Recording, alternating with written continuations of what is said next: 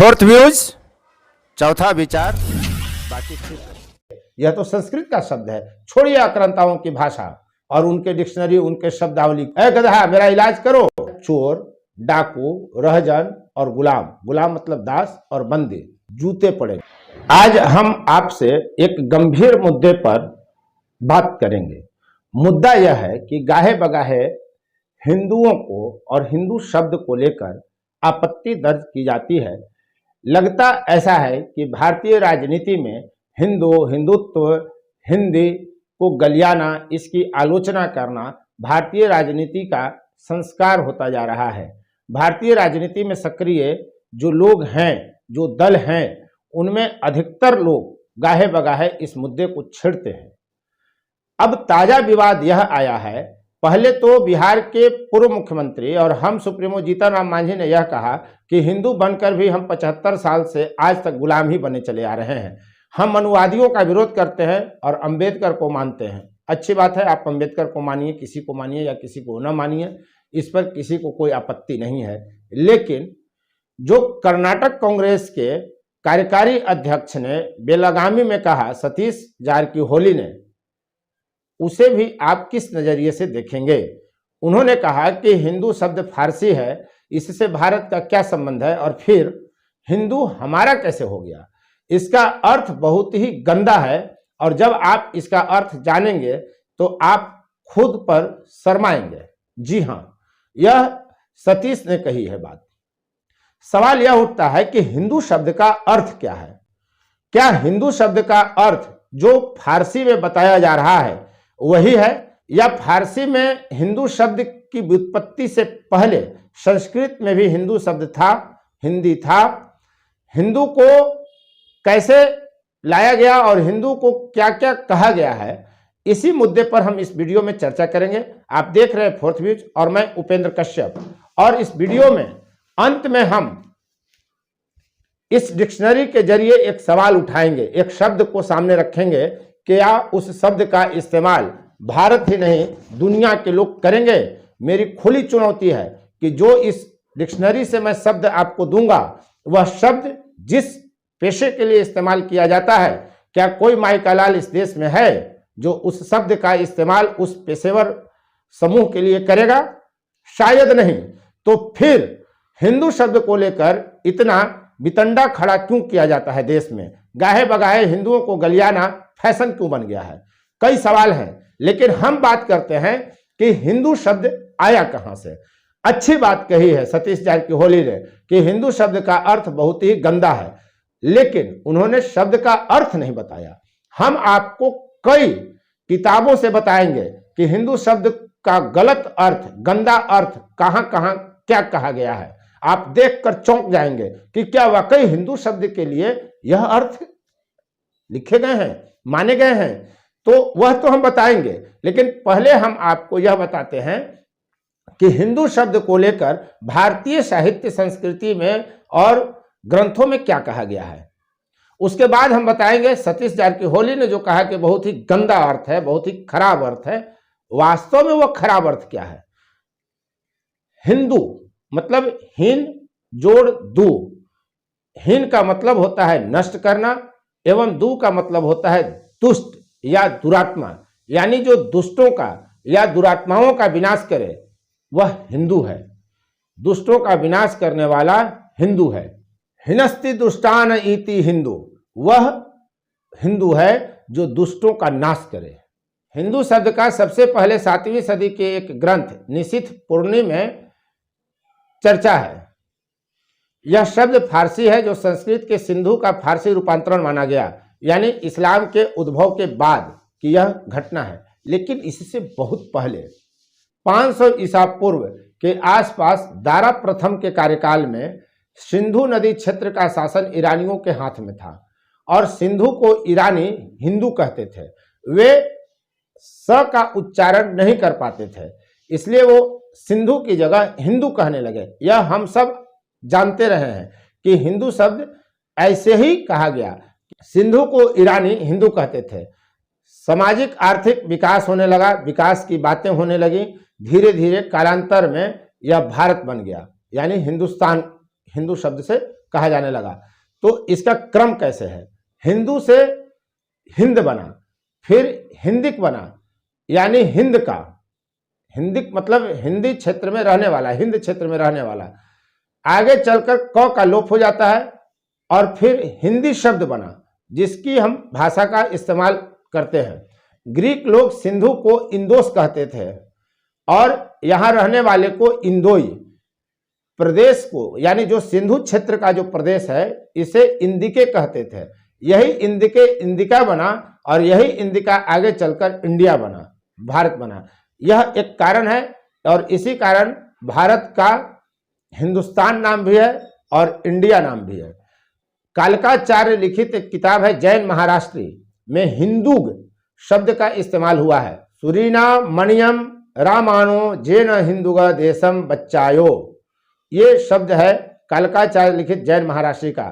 तो वहां पहली बार हिंदू शब्द का इस्तेमाल हुआ है, न कि हिंदू का।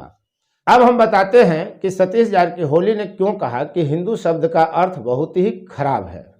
तो वह खराब अर्थ क्या है, जरा इसे आप देखिए।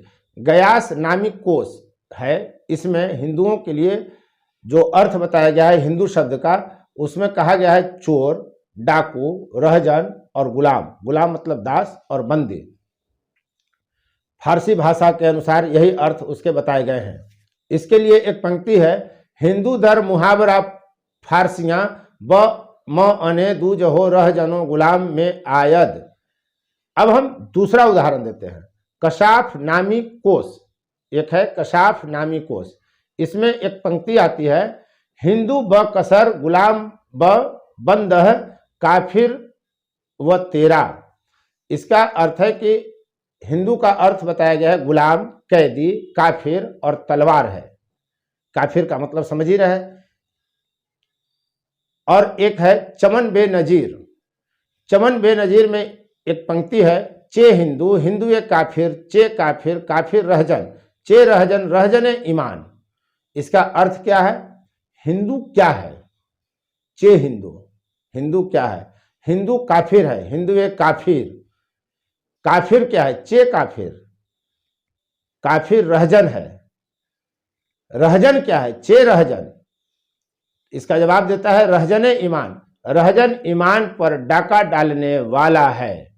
तो आप समझ गए होंगे कि जो सतीश जारकिहोली बोल रहे हैं वह उसी भाषा का इस्तेमाल कर रहे हैं, उसी शब्दावली और अर्थ का इस्तेमाल कर रहे हैं जो हिंदुओं के लिए आक्रांता है, जो भारत पर जिन्होंने शासन किया, भारत को जिन्होंने लूटा, जिन आक्रांताओं ने लूटा, क्या वे हमारे लिए अच्छे शब्द का इस्तेमाल कर सकते थे?